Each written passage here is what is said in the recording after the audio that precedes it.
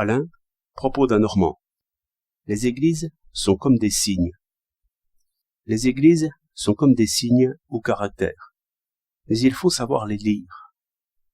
Dire qu'elles sont belles, c'est dire seulement qu'il y a quelque chose à lire, et qui est d'importance.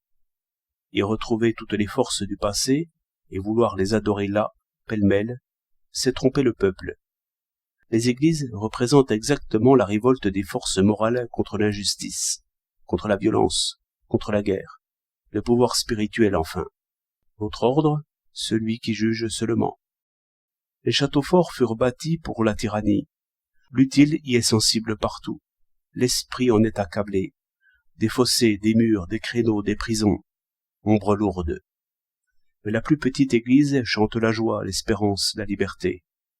Harmonie partout, rosace géométrique, symétrie et variété, jeu de formes, de lumière, de couleurs, proportions naïvement cherchées, soudainement trouvées, hymne au nombre et à l'équilibre, hymne à l'esprit législateur, asile, consolation. L'idée est bien claire, la force ne règle que les choses animales, l'ordre humain est d'une autre qualité. Quand la paix est établie par la guerre seulement, l'amour et le respect se détournent. Une église signifiait cela. Il y a telle petite église de montagne, posée comme un oiseau au bord des précipices. Ce langage est assez clair, oui. Monsieur l'académicien semble croire que nous ne savons pas lire. Nous savons très bien lire. Les religions sont chargées de légendes et de récits puérils. L'académicien pleurerait de tendresse au souvenir de ces âges naïfs où le peuple était facile à gouverner. Mais si l'on éclaire de bonne foi le passé par le présent, les erreurs sont alors peu de choses. L'idée se montre. Toute religion affirme un ordre moral, de qui relèvent les forces brutes. Il n'est pas de ce monde.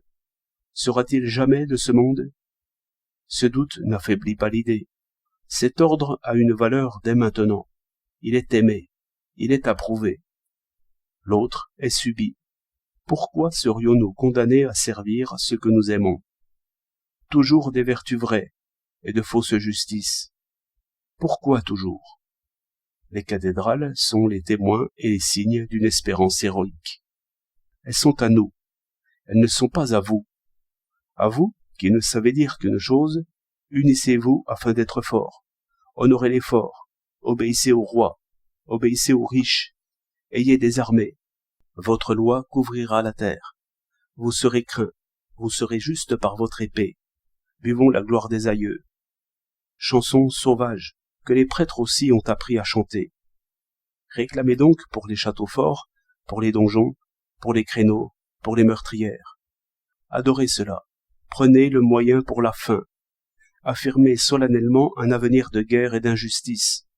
Livrez le monde aux forces tristes. Réchauffez la haine, tuez l'idéal. Dites vos messes noires où vous voudrez. Mais non pas dans les églises. Elles témoignent contre vous.